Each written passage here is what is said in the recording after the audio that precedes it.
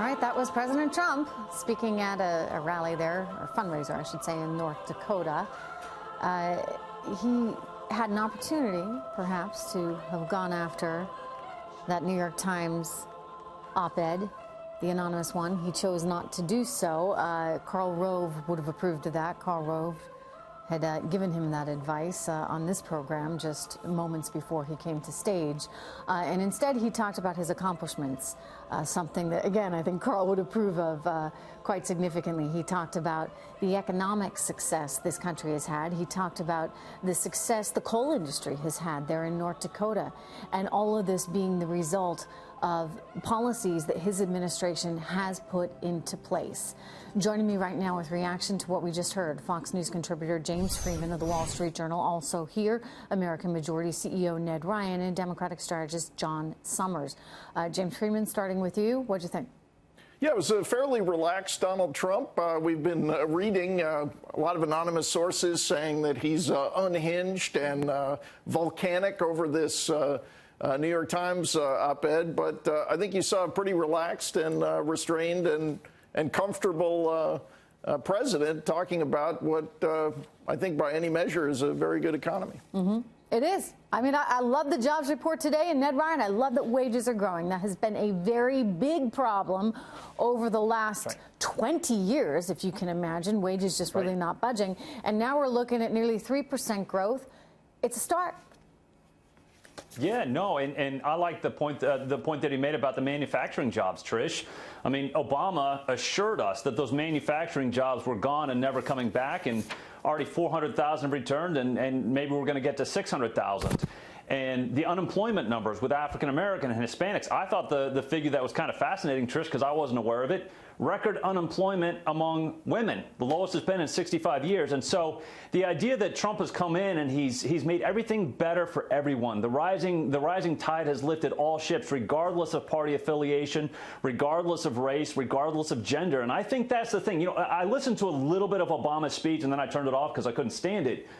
But the idea, you know, you and a few of our honest. viewers, I'm getting some tweets from folks. They didn't really enjoy taking a trip down memory lane there.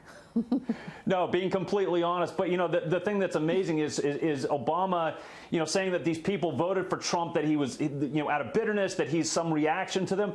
You're right, he's a reaction. He's a reaction to the fact that I think a bipartisan globalist governing class of both Republicans and Democrats before Trump gave rise to Trump. And what Trump has done is said, I am going to defend and promote the interests of the American taxpayer, regardless of who you are, regardless of party, race, or gender. I will be of benefit to all of you, and he's proving it. John, what was your reaction?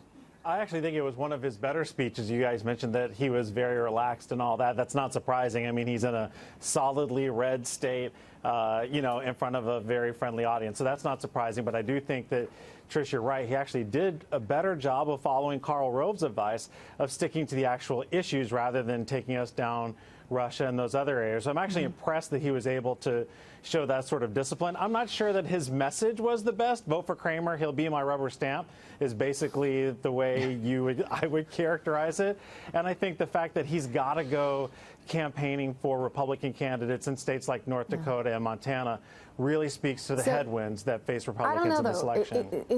One of the problems in politics is hang on, is that some of these candidates, and I'm not saying that the North Dakota candidate is lacking, but in other words, some of the candidates don't necessarily have the je ne sais quoi that President Trump has been able to deliver. In his base, they like him. They really like him. I mean, he's got a bigger-than-life kind of personality. He gets up on that stage.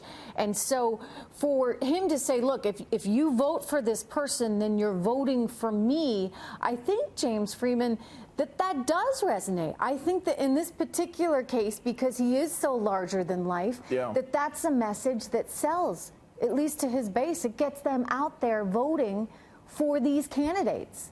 Yeah, these are satisfied customers, and I think that that an endorsement from Donald Trump is while in some parts of the country it might be radioactive, in a red state like this, it is absolutely valuable, and I think Kramer is probably very grateful for that moment where he can stand on stage. And remember, North Dakota has an even lower unemployment rate than the very low national unemployment rate. So things are working. If the message from the president is elect this guy, we'll keep it rolling, I think that's probably a compelling one. Yeah, just politically speaking. So I would differ with you on that, John. But back to Ned for a moment. You heard him sort of ticking off his accomplishments there, the economy obviously being a really big one. Right. What is it that's going to motivate people, though, in midterms? This is always the challenge, right? Especially when things are kind of doing okay. You know, maybe people feel like, oh, you know, we've got some success. We get 2 judges on the Supreme Court, assuming Kavanaugh's confirmed by then. We've got an economy that's doing better. I'm out, you know, working now. I have some prosperity in my life that maybe I didn't think I would have had 5, 6 years ago. So why do they go to vote? Impeachment.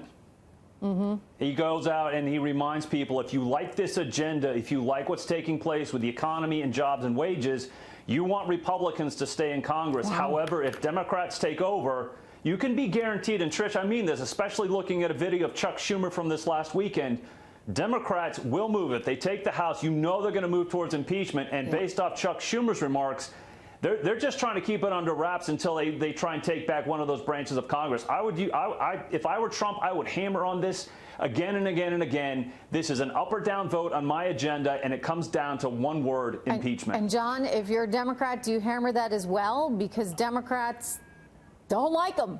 They want them impeached. So politically, does it work on both sides? Trish, there's no one talking more about impeachment than the Republicans. This is their big boogeyman, and yet that's simply not the case. No one, I mean, Representative Swalwell was on earlier today. I seem to recall Maxine Waters saying that the day after he was elected. We've heard it multiple times since from her as well. Okay, so you might have gotten 1 or 2 people saying that, but that doesn't mean that's what the whole party's going for. So it's a great boogeyman, it's a great scare tactic. Chuck Schumer. But just like the whole thing where he's saying, where Trump's saying we're going to be a third world country, and your second, you know, your guns are going to go away. I've got all the guns Obama took right in front of me. 0. And our country hasn't been a third world country. It actually saw one of its strongest economic times during the service of President Bill Clinton, and we also can thank President Barack Obama for digging us out of the Great Recession created by here we go again. Here we go again. Yes, somehow our great economic prosperity of today is all thanks to President Obama. I've heard that one before. In fact, I heard that earlier today around noontime from President Obama himself. You cannot deny that he got us out of an economic trench created by George W. Bush. You cannot deny that. Wow. Okay, well, we're going to have to save that conversation for another day, because I remember Barney Frank having a hand in some of those NINA, no income, no asset loans as well. But we will save that. James, Ned, John, so good to see all of you.